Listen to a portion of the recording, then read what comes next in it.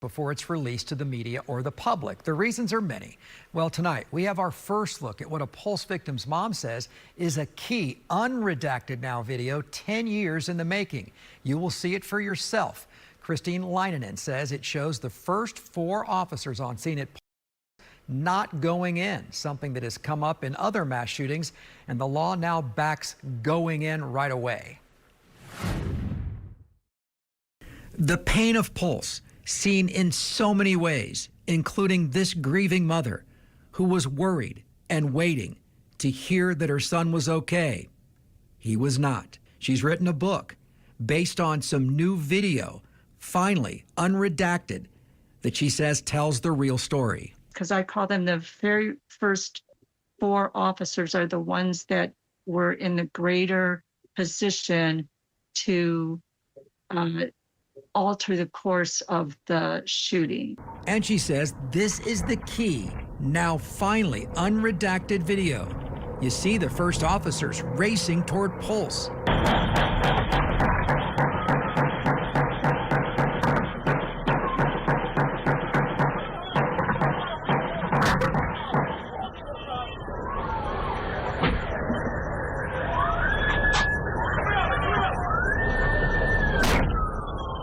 Then taking cover outside the club,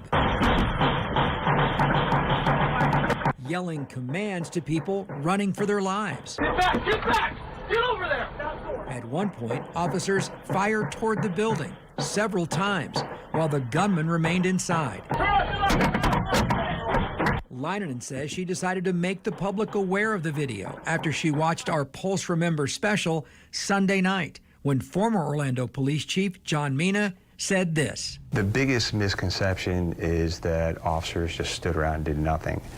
And, we fought that misconception from the very, very beginning, and it's absolutely not true. Mina also said those officers showed tremendous courage, entering a building where they knew they could be killed. This is what John Mina always says, is his officers went toward the gunfire. No, the dash cam video shows all 4 of them are retreating.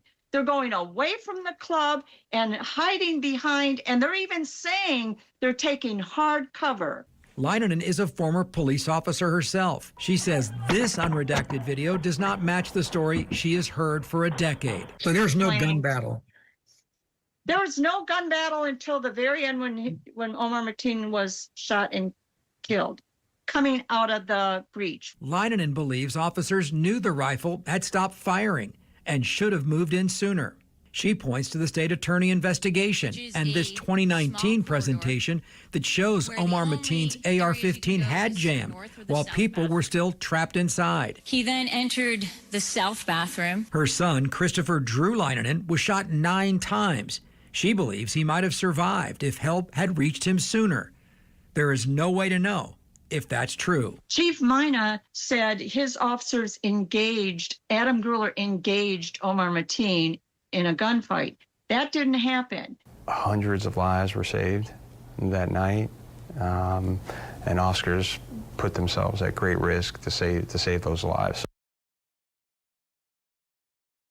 And here is what the sheriff's office said regarding our story. This video was not just released, it was one of many videos released by the city of Orlando in the wake of the Pulse shooting. This video shows one vantage point.